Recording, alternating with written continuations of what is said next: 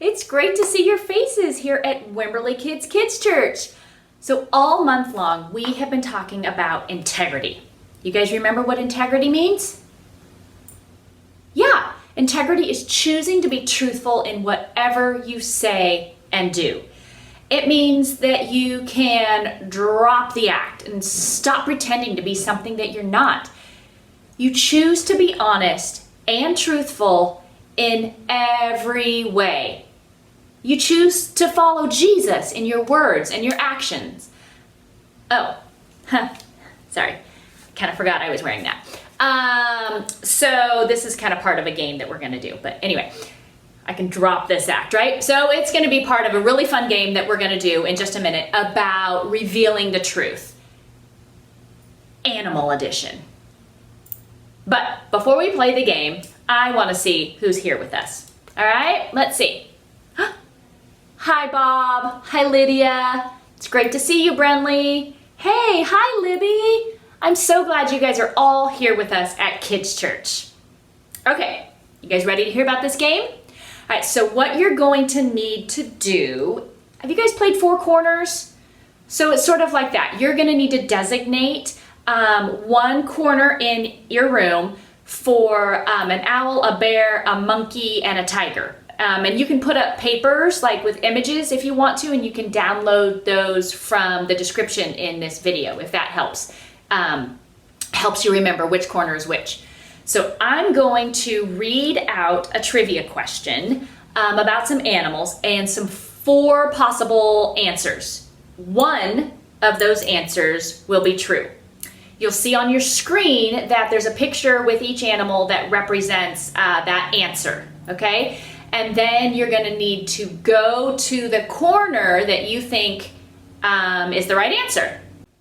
So does that make sense? All right, are you guys ready to try and play? Okay, first question. What are baby goats called? Cubs, kids, foals, or pups? All right, run to the corner that you think is the right answer. They're called kids. So does that mean that anybody who comes to KidzChurch is a baby goat? Okay, question number 2. A baby kangaroo is about the size of which of these things when it's born? A watermelon, a lima bean, a plum, or a grapefruit? Okay, go to the corner with your answer. A newborn kangaroo is tiny. It's the size of a lima bean. Do you guys like lima beans? I do. Okay, one more question. All right, what color is a polar bear's skin? White, black, red, or pink? All right, make your choice. If you went to the bear corner, you got it right. Polar bears have black skin. Who knew? Okay, well done, everybody. You guys clearly knew a lot of truth when it came to animal facts. And maybe you learned some things that you didn't know before, like me, like the color of a polar bear's skin. I had no idea. Okay. Today in our Bible story, we're going to take a really close look at one of my absolute favorite Bible verses. It's Philippians 4:8. Let's read it together, okay? Because it's so fantastic. Finally, brothers and sisters, whatever is true, whatever is noble, whatever is right, whatever is pure, whatever is lovely, whatever is admirable, if anything is excellent or praiseworthy, think about these things. It's great to have a bunch of truthful facts in our brains for games like our animal trivia or to make sure we do well on a math test. But today's verse tells us that there are some things that we really need to focus on as followers of Jesus. The Bible. It's 66 books of history, stories, letters, and poetry that fit together to form God's one big story. The epic adventure of how He created us and loves us so much that He made a way to rescue us. As we travel through the Bible, from Genesis to Revelation, we discover people who met God and found their lives changed forever. Now, for an amazing story. Inspired by the book of Philippians, chapter 4, verse 8. Horatio liked to keep track of things in his head. 5 kinds of cereal in the cabinet. 17 braids on his sister Nala's head. 2 voicemail messages left on his parents' landline phone. Seriously, Mom? You are so stuck in the 1990s. Horatio was especially good at keeping track of things that went wrong. Number 1, we're out of chocolate frosted sugar bomb cereal. Horatio's mother did not always appreciate his lists. I did not buy that. Your dad bought that. Number 2, it is freezing in here. Put on a sweater. Number 3, Miss Watson is making us do a group project and they are the worst because everyone else drags me down. Horatio, can you please focus on something positive for once? Just keeping it real. Oh, I know about positive stuff. Miss Christie told us. Horatio's little sister Nala began rummaging around in the stacks of random paper on the counter. There is nothing positive about this morning, and I'm positive about that. Nala pulled out a scribbled-on handout and waved it triumphantly. Philippians 4:8. Do not read me a coloring sheet. Finally, my brothers and sisters, always think about what is true. Think about what is noble, right, and pure. Mom, make her stop bugging me. No, this is good. Think about what is lovely and worthy of respect. If anything is excellent or worthy of praise, think about those kinds of things. Horatio just glared and checked out the lunch that Mom had packed. Is this strawberry jam in my sandwich? You know I only eat apricot jam. Over the next 2 hours, Horatio counted dozens of annoying things. Number 1, this bus stinks like dirty socks stuffed with Cheetos. Number 2, the classroom door needs some WD-40. Number 3, Miss Watson is wearing yellow, and I hate yellow. Number 4, this pencil is making a giant callus on my finger. Number 5, group projects are still the worst. Number 6, it's way too hot over here. And to make matters worse, Miss Watson had put Tish James in charge of the group. Ugh. So, we get to do a report on Cape Hatteras Lighthouse. I'll write the history, and Jordan, you can paint a picture, and Horatio, you research stuff about the land and animals around it. Number 7, Tish is super bossy. Oh, and here's a picture of the lighthouse. Tish held up a glossy photograph and Horatio opened his mouth, ready to complain about how boring lighthouses were. But he couldn't do it. Hatteras Lighthouse, spiraling into the sunset sky, was breathtaking. He could picture walking the beach and waves crashing as the warm light glowed overhead. And Horatio couldn't help hearing an echo of his little sister's voice. Think about what is lovely and worthy of respect. There it was, right in front of his face. Horatio found brand new thoughts forming in his brain. Hey, that looks really cool. That's amazing. It was as if a switch had flipped in Horatio's head. After seeing one good thing, he started to see more. Jordan had brought in some paintings he had done. Number 1, Jordan, you are a really great artist. Miss Watson helped Horatio solve some tough fractions by drawing a funny sketch. Number 2, Miss Watson is a super creative teacher. Mom had packed homemade cookies in Horatio's lunch. Number 3, my mom makes the best chocolate chip cookies on the planet. Who wants to share? By the time Horatio got off the school bus, Number 4, Mr. Rob drove us right up to our house because of the rain. he was actually smiling. Mom met them at the door. Hey kids, how was school? At that moment, Nala shook out her wet umbrella all over Horatio. And for a moment, Horatio frowned. Nala braced herself. Sorry. Number 5, I have a closet full of dry clothes upstairs. Nala's eyebrows shot way up. What happened to you? Nothing. I just realized I've got some pretty great things to focus on. So your day went okay? Number 6, it was positively awesome. Horatio beamed and ran upstairs to change his wet shirt. He had a lot of brand new lists to make up in his head. So in Philippians 4:8, it reminds us that we need to focus on what is true.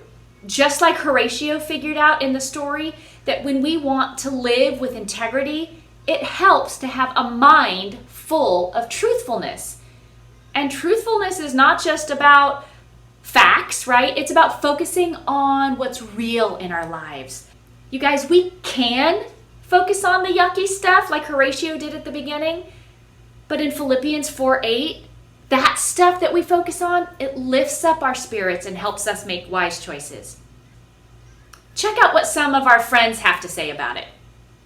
Hey y'all, I'm currently active in a couple of leadership roles, and a lot of eyes are on me, judging my every move and my decisions. And while this is often quite stressful and downright unnerving, I have to train myself to fall back on the truth, which is that as long as I'm doing what's right in the eyes of God, everything will be okay.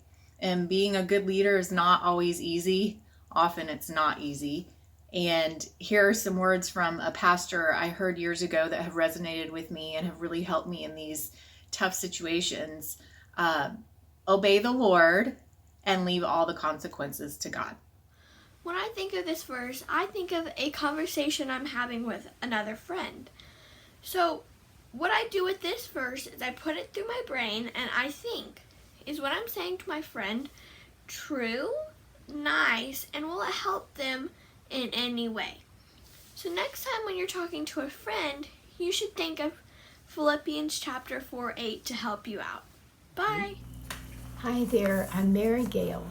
I wanted to share a little story with you about my granddaughter Sydney, who's really good at seeing things that are beautiful and fun, and even when she's a little bit scared. One night we were going out for a walk and it was dark, and Sydney's grown up mainly in the city, so sometimes where we are in the country looks pretty dark to her when we go out. But she's getting where she enjoys being out at night, and she's being able to get over being scared of the dark and looking around and noticing things. And one night when we were walking along and the moon was out, she was looking at the ground for a minute, and then she said, "Grandma, look." And she picked up a little rock that just glistened in the moonlight, and I hadn't even noticed it, but she just loved it, and it really did sparkle in the moonlight, and she wanted to bring it home. And I was really proud of her because I knew that the nighttime is scary for her sometime, but even though that night was kind of dark and the moonlight was just beginning to come out, she noticed that beautiful sparkle of light. And she does that a lot.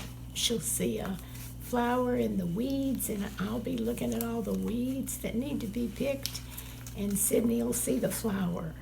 So it's a special gift to be able to see the beautiful things that God's put all around us, and Sydney does that for me a lot. Hey guys, it's me, Emma, and I'm going to be telling you guys what the verse Philippians chapter 4 verse 8 means to me. And this is what I think of it as. What we put into our mind determines what comes out in our words and actions. So yeah, thank you guys and have a great rest of your day. Peace out. Philippians 4:8 is one of my most favorite verses of all time. I had a plaque hanging in my bathroom actually for years and years, and every morning when I'd get up, I'd read it. And it just kind of helped me to focus on what was important and what needed to be a priority day to day. With the kids, both my personal kids and my school kids, I try to focus with them on what are we doing right today? Okay, there's so many things that maybe we might have hiccups about, or, maybe not do as perfectly as we'd like, but what are we doing right? Let's concentrate on those things. Let's do those over again. Let's build our confidence so that we know that we're able to do great things. The other part of the verse that I really like is the part about being true. I try with my kids to be our true selves, and whether that's pretty or ugly or messy or joyful or whatever that is, we honor that and we name it, and we move on from it. And so those are two of my favorite parts about Philippians 4:8. Just focus on what is the positive in your life. Focus on what is around you that is positive. Thanks. That was awesome. The great thing about this verse is that it's open to so much imagination. Did you hear all of those different ways to focus on the good stuff and the true stuff and the lovely stuff? Because my whatever is lovely might be drinking coffee with my bestie, and yours might be taking a hike at the Blue Hole Trail or something. So even if you hate coffee and you don't really think that you have a bestie, you're not excluded from focusing on this verse. There's always ways that you can find to focus on what's true. And when we are filled up with the good and the excellent things on our inside, our actions are going to follow. It's really hard to be mean or dishonest when we're filled up with goodness, when we have focused on what's pure and what's right and what's true. So I really hope that you guys have a fantastic time this week focusing on those things. And make sure to tune in next week because we're starting a new month. Can you believe it? With a brand new Life app. It's going to be all about gratitude. You won't want to miss it. I'll see you then. Peace and love.